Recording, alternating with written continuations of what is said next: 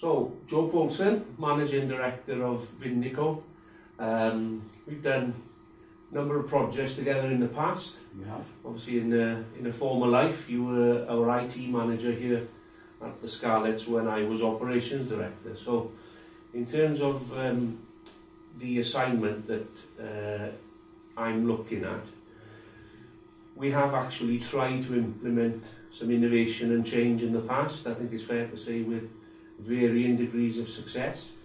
What I intend to do is talk about perhaps one of the projects that we both feel we didn't implement as well as we perhaps could have, and look at perhaps some of the reasons why that is. So the one in particular that I wanted to discuss was previously we tried to implement a CRM system throughout the business, which, whilst the technology we were sold on and we believed it could help the business, actually to this day probably our use of CRM in this business is nowhere near where it should or could be. So first of all, Joe, if you can cast your mind back, do you remember the project, what we were trying to achieve and how we went about trying to manage that project? I do, because we had many kind of sleepless nights before deciding on the right system to go forward with. And the CRM being part of the ticketing system was definitely a key factor in why we chose to go with the company we decided to go with. We thought we had a few key people on site that would help us drive this forward as well. In terms of hand-holding and project planning from the supplier, I think that was quite thorough. They were led well with encouraging training, getting as many people involved as possible. It definitely looked to be as if it was going to, as important to them as it was to us to succeed to kick off with. And do you remember how we managed it? I remember walking in one day and you showing me, I think it was Microsoft Project, and I was getting very excited about all the charts it could give you. Introduction to Gantt charts, wasn't it? Yeah. Yeah, I think we moved off then onto Tom's Planner. Yes. Which was a nice simple version. And I think the beautiful thing with that was that easy, simple, someone could log in and see where we were, what are the tasks we needed to do, what was outstanding, and a very, very quick reference to what was working and what wasn't. So in terms of our roles on these projects, in the past, at times I've played the role of sponsor, at times I've been project manager, and at times you've been project manager as well. What do you think the significance of those roles are in terms of implementation of these projects? Well, they're completely essential. I mean, it's very, very basic just to make sure that we actually hit the milestones and key points that we need to. One person can't do it on their own. You know, when their hands aren't on the wheel, no one's driving. And you also need someone when you're in the trenches and getting things done to still be raising the head and looking around at the bigger picture of what needs to be done, what possibly needs to be a little bit more scrutiny, you know, potential pitfalls. I think that role, in most of the projects I've been involved in, I think the sponsor role has almost been more key than just a really good project manager. You know, because it does give you that. I mean, I remember you showing me years ago a drawing with a little circle and all the little men inside, and I was stuck inside, and you drew a stick man outside and said that's where I need to be. And that's going back 15 years now. Yeah, probably. Yeah. You draw that from me, and that's it. That role there I see as the sponsor. You know, yeah, absolutely, they've got to take over from the manager, perform those responsibilities, and they're not there. But they've got to have that view of the business goals. You know, and that needs that holistic view. So it's absolutely and it's essential. Representing the project in the business as well. There's every time when the business needs to support the project to make it happen as well. So 100% in terms of resources. In that sense. Yeah. So what do you think worked well then when we tried to implement this? We were brilliant. Yeah, obviously, apart from us being brilliant, I think what else was okay? The technology implementation, barring a few legacy issues with the old kit, went well. So the technology, we had printer issues forever, didn't we? In terms of the training went well. That side of it went well. The migration from the previous system is always going to be a little bit difficult and tricky. Yeah. But we hit all the key windows. It was really once it was in place that the kind of real struggles, I think, surfaced. But I think during the actual project implementation, I think it went well, especially by our standards went very well. No, it did. It was good. No, it was good, and it did seem to have a high level engagement from other staff. Everybody could see, and I think it did help from the system we were migrating from. No one could use. So the fact that this looked a little simpler, you had that kind of in the early adopter bracket. They were jumping in there, and they seemed to be very, very keen to progress. So, if the project implementation went well, why do we both feel dissatisfied with the level of use currently in the business? Well, there's lots of reasons, I think, but I think from experience since in delivering projects here and elsewhere as well. I don't think we sold it enough to start with. I think that the view was, yes, it's wonderful and yes, it's easier, but that was actually only relative to people in ticketing. Whereas to everybody else, we're selling something brand new. So to them to hear, this is brand new ticketing system, it's so easy to immediately, I'm not ticketing. Yeah, it can do this for your contacts, yeah, that's great, but I'm not ticketing. So they can be as enthused as they like, with the safe satisfaction of knowing that they're not ticketing, so it's not really about them. And I think we found that out within 3 to 6 months after the project, with pretty much no uptake whatsoever outside of ticketing, where it's pretty much enforced. And we did try. I do remember having the odd workshop afterwards to try and drive the engagement, but by that time, it was almost like we had empowered them to not do it. They were already in that comfort zone of, I don't need to do this. Yeah. This is clearly a last gap effort to try and get us involved and make us do the work. But I don't really need to, because they told me I don't need to do it almost, And I think that, we kind of let it not happen almost.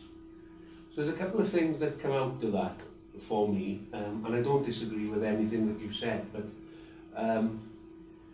first of all, this distinction that ticketing got it or bought into it, but the rest of the business didn't. And there's quite a popular theory now, and a big exponent of this is Simon Sinek promotes this. You might have read his bestseller, and what he advocates is the key is why. So it's not what you do, it's why you do it. Ticketing knew why they were doing it. That's right. Do you think we spent enough time explaining to the rest of the business why they were doing it, as opposed to how to do it or what to do? Did they know why they were doing it? If they did, it was at such a superficial level, it was ineffective. Yeah. It was, I think it was almost this will make your life easier, this would be better if, this would be better if, but all of those, this would be better, all the ifs attached to it looked like work. Yeah, there was no massive driving goal that we need a singular view of the customer. There were a few naysayers regarding integration from other systems to get that view, but you get those everywhere you go. The key is just to ignore them if I want. No, so I agree with that 100%. I think that was part of when I said earlier about they needed to be sold to them better. They needed to understand, didn't they? Yeah. And I think that starts as well from that kind of has to come down from on high, doesn't it? This is why we're doing it, and that should have been part of the build-up, possibly before even the install. So we were all in the same boat to start with. I mean, we were both neck deep in this project, weren't we? Completely. So to us, it was about the project's success, and I think it's almost like we needed a kind of sponsor behind us to start with, saying, guys, bigger picture here, let's get everybody in the same boat. Yeah. And I think that's what I've learned from this is actually to make sure to get as many champions on site as possible. You've got to be getting them to ask the right questions, to get them involved. When they're asking questions, you've got them. Yeah. They're there. We talked to them. We didn't wait for any questions. We didn't really get any questions. And that probably, looking back, was a warning sign that if they're not asking questions, it's not going to work. Yeah. When we look back. Well, if they're not asking questions, they probably don't care enough about it to be asking questions. They're not engaged. So they don't know the why. They knew the what. They knew what they were meant to do because they'd been told it over and over. But we didn't win their hearts and minds in it because they didn't know why, perhaps. No, you're right. So I want to show you something now then, Joe, which we'll talk through in the context of what we've just discussed.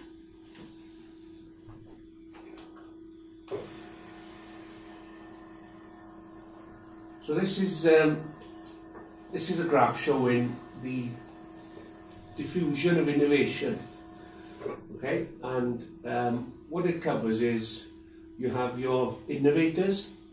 So these are the enthusiasts, the people who are, you know, there's no selling to be done there. They're the ones selling. They're the ones constantly just looking for the innovation, almost for the sake of innovation. It's that mindset. Then there's your early adopters, who are the visionaries, who have enough of that foresight to see how this can help. Then you have the early majority. So these are the pragmatists, you know, the ones that you can convince, but you need to do a bit of work on them. Then there's the late majority, and the laggards are the ones who, you know, it doesn't matter what you do. In Sydney's words, I think they're still using the old, they're not even on a touchpad cell phone yet, I think were his words. But I think the key here is, there's this gap that they refer to as the chasm. Now, in order to create the movement, create the momentum for everybody to go with the innovation and with the change, you need to get up to this between 16 and 18% of people going with it. That means you have to convince some of the early majority to come to the party. The early adopters, they'd be doing it anyway, and that actually, you need the early adopters because these early majority will follow those early adopters. So in my mind, the way we just discussed what we were trying to do, we had the innovators, which was, you know, yourself, perhaps myself, in identifying the technology, the innovation, and saying, yes, we need to do this for the business. The early adopters were the minority that did buy into it. Question is... That would also be the enforced ticket office. Yes, the ticket office. Yeah. But they were happy to be early adopters because they knew why. That's right. Although I say that, we did have our challenges in getting the staff in the ticket office across the line there. Did we get enough others, this early majority, across the line to close that chasm to diffuse the innovation? That, I think, when you were talking there about we got some, you know, the ticket office and things, did we go far enough to get some of the others just to buy in, to get us over that 18%, to get the momentum going? Does that make sense? It does, it makes perfect sense, but it also clearly illustrates that we didn't understand this at the time, you know? So I think if we'd have identified that as a clear and critical challenge at that point, we'd have thrown the kitchen sink at it, but it wasn't. As I said, it was like 3 to 6 months later, it was a get everybody in a room and try to show them how good it is. You know, that's not going to bridge that chasm. What we missed was, we had the innovators. Yeah. Because we're organised people, we got the planning bit right, we got the tools and the processes, which is required. We only contemplated the human element to this when we were frustrated by the ones that were kicking back. That's right. What we didn't recognise was actually we were trying to convince a micro-society to go with this. And I think there's two things. One we discussed is the why. I think if more of the early majority group could have understood why it would have benefited them, we might have tipped it. And the other thing that's relevant, I've been reading an article called The Long Conversation, which is Learning How to Master Enterprise Systems by Lorenzo Cavalec and Ramdani. And interesting, they refer to 4 phases. And the first they refer to was osmosis. And it's fascinating really to hear you say that, because I haven't mentioned this article to you yet. My intention was to share it with you during this process. And what they say is that use of the system is vital, and use of the system is more important, if any, almost, than the training in the system. And it's when people see the system being used, that's when they get this sort of curiosity to want to know a bit more. But what it does mean is, using the system early on, almost there's a lag of users and their ability to use it. Yeah. So in that lag, that piece that you referred to there about, we did the rollout, but we didn't follow it through after we were using it. It's that bit, I think, perhaps we missed as well. Yeah. So we didn't have that, we didn't take advantage of that lag or that gap, if you like, by getting others curious enough to see how others are benefiting and keep supporting them as time goes on. No, that's a really good point. It definitely was that key period where it was lost. The battle was lost on this one. And looking back at it, mentally, I myself probably felt once we got to that stage more relief. Yeah. That we ticked the last box on the project plan because it was out there. It's a painful process, wasn't it? So it was painful, but in some respects, the frustration is the pain was futile because we missed the most important part. It was when we thought that we'd done the job. That's when the real job started in terms of getting there was no plan from then forward. Not for that. We had a plan that said this task had to be done by then, when it was by signed that off, person. It was just refresher training, and that's the only thing that was in the book after that. Yeah. So you're absolutely bang on. So, bearing all that in mind then, Yep. we potentially are about to embark on another implementation of a piece of software, because we're currently looking at, through yourself and your company, with the Scarlets, creating a piece of software which can monitor the individual development plans of what players and ultimately coaches, which again is going to need an implementation plan to get a group of people, a micro-society, to change what they're currently doing and buy into doing a new way of doing things. It's actually a few different micro-societies, isn't it, when you're breaking apart the different levels of the player, the coaches, the different levels of the coaches. They're all going to need persuading, and they're going to need to know why relatively to their roles. So it's a bigger challenge that when we need to be fully aware of how to work on this chasm. So there's the why, them understanding the why, and there's the osmosis that they refer to as well. So that's about starting to use it as it is. quickly And that's helped by the simplicity, I think, of this system. The fact that anybody looking over someone's shoulder could, or anybody that picks it up should be able to use it without the kind of the big hurdles of training we had to overcome to start with. There needed to be quite a high level of education with the previous project. It's not quite the same here. Yeah. But from the coach point of it, it's still like that. So just so far what we've done once we've been looking at that, the development passport, I've had some of this in the back of my mind to date, and I haven't shared it with anyone. And what would be interesting for me to know, see if you're going to recognise any of what we've done so far and what we've just discussed. So, for example, we've had 2 sessions now where we've spent time with the development coaches, primarily. You've put the innovators and the early adopters in the room, haven't you? Exactly. But I've also kept the group out, haven't I? Yes, you have. Because they're going to be, the later stage, they're not involved, they shouldn't be involved yet. They're not going to be interested yet. Yeah. So, part of my thinking is I'm not going to convince them of the why until they can see, till I can refer to it working in the development arm as well. So, so in terms of what we've done so far, yes, with innovators, we've got our early adopters in the room. Yeah.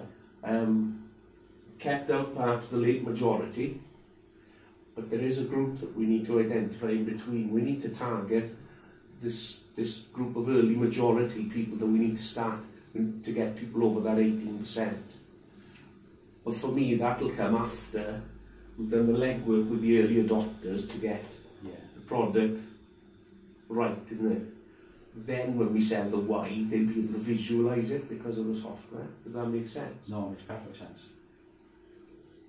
Do you think there's anything else that we can learn in terms of implementing the new project now? Well, clearly a lot in terms of even after that stage, once it's working right for the early adopters, once they become the the foghorns for the product, once people can see them using it, how will we go themselves, and that's when you start to creep into the early majorities.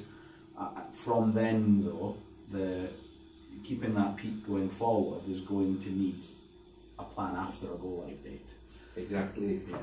And for you now, as the private company providing the software, writing and putting it together, for me as the general manager who's driving this as well, the reality is, like you say, there'll never be a time where we say, there we are then, it's done now, get on with it. Because if you and I walk away from it without having got in beyond the 18% and into that early majority, it's not going to work. No, we won't get our retention, so we need that. So it's got to work. So I mean, it's not been we haven't worked to this as clearly as you've identified it, but on installs since, without realising we're doing it, this is what we're doing because we have to. Or it doesn't stay in place. Whether it's CRM, whether it's any kind of customer-related system, whether it's something different and new, no matter how helpful it is, they need to be constantly. I mean, I would say reminded, but you're absolutely right in saying is they've got to understand why. Yeah. And maybe actually thinking out loud now, if we were to make sure they understood why a bit more, maybe they would need to be constantly reminded as much. Well, that's exactly right. Yeah. Because if you convince them of the why, then they tell themselves that they That's need right. to. And more importantly, they tell others. You know, absolutely. And then you've got that later stage osmosis from those people. And yes. That's how you reach the top.